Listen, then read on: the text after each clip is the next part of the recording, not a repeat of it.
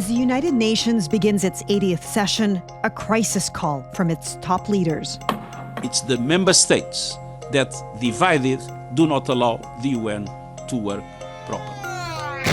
At a time when the world may need it the most. We are facing this perfect storm. Underfunded, overstretched, under attack. The UN is under pressure, financially and politically.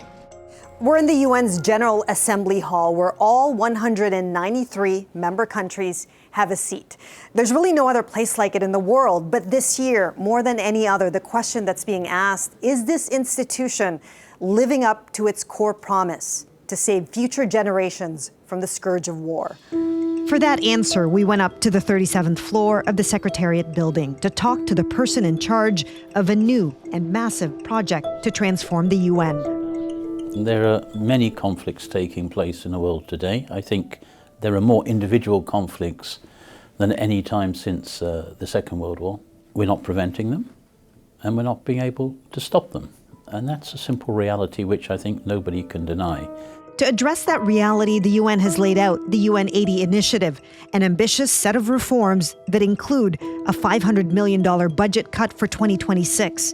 We have to be more efficient, we have to be more impactful, we have to redesign our working methods, and we have to take a hard look at our structures. When the UN was founded in 1945, it was never meant to be a world government, but it did empower the Security Council to deploy military forces. But the superpowers that hold permanent seats in the Council also hold veto power. The draft resolution has not been adopted. In the wars in Ukraine and Gaza, Russia and the US have used that power to block action.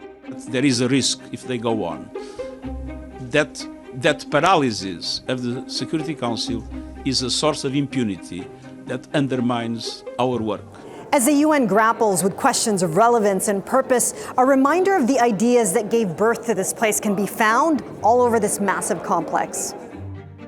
Artworks and monuments that speak to the promise of peace and the horrors of war. There's even a part of the Berlin Wall in the UN gardens, a reminder that divisions between nations do fall. And as you enter the General Assembly Hall, this quote from its second Secretary General, that the UN was created not to take mankind to heaven, but to save humanity from hell. There was a sense of common purpose in 1945, and that, over the years, has gradually faded. Jean-Marie Guillenot is a professor at Columbia University, but also a former head of UN peacekeeping. He says it's on those missions that he saw how the UN made a difference. I had the frustrations of the Security Council, the cynical calculations and all that. But then I went to peacekeeping missions and I saw the people I was meant to help.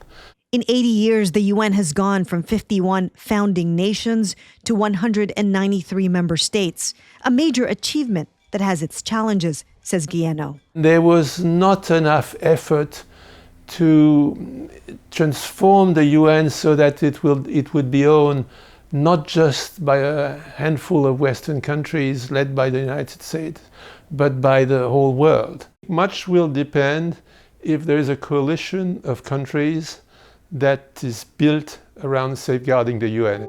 Undersecretary Ryder says there are no guarantees reforms will work, but his message is this. I believe it is the unique value of the United Nations that it does still command that convening power that the world so badly needs. The day that we forego the opportunity to come together and to dialogue and to talk, however difficult it is a day that we lose something perhaps irreparable.